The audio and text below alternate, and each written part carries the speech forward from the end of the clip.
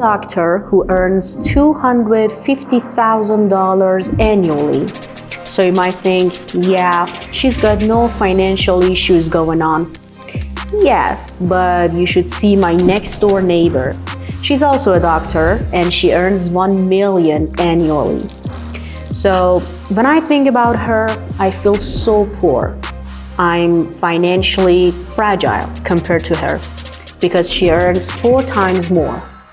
Welcome to the Broken Ladder Project, where we dive deeply into different aspects of inequality each week. If you like this piece of content, don't forget to like this video and subscribe to Human Egg channel for more content on social and economic issues. Alright, let's go for chapter 1, Inequality versus the feeling of inequality.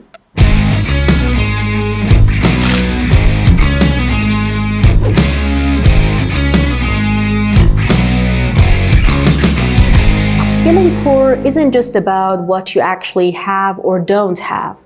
It's also how you compare yourself with people around you who seem to be richer and happier.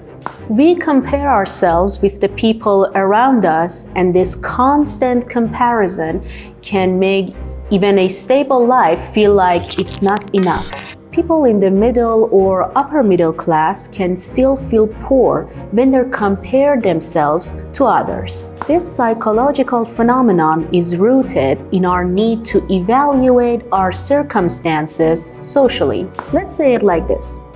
We don't really have a built-in sense of what enough money actually is.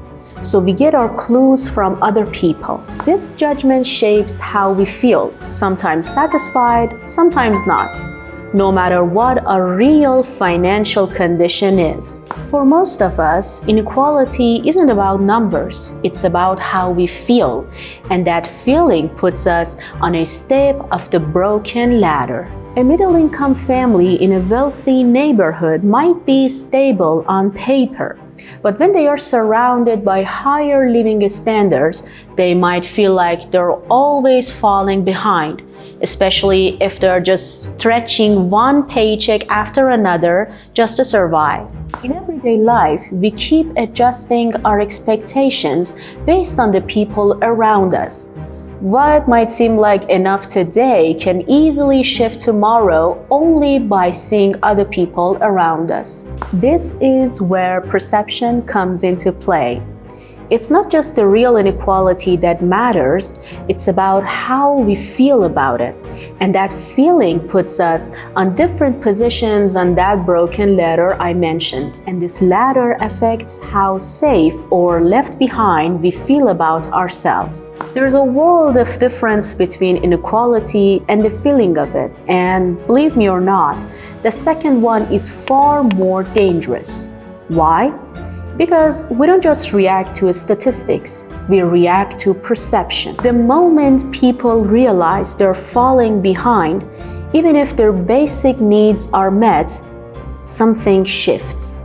Stress rises and trust drops. Also, decisions become shorter term and defensive. That feeling reshapes behavior. It makes people compare and compete even more. It can make systems feel unfair, even when the numbers don't change much. In other words, inequality becomes powerful, not just when it exists, but when it is felt. And that's where we'll pause for today. If this video made you see inequality a little bit differently, don't forget to like it and subscribe to Human Egg channel for more content like this. Next week, in the next episode, we'll move into chapter 2 and discuss whether inequality is a framed and absolute concept or a relative and fluid one. See you soon next week. Bye for now.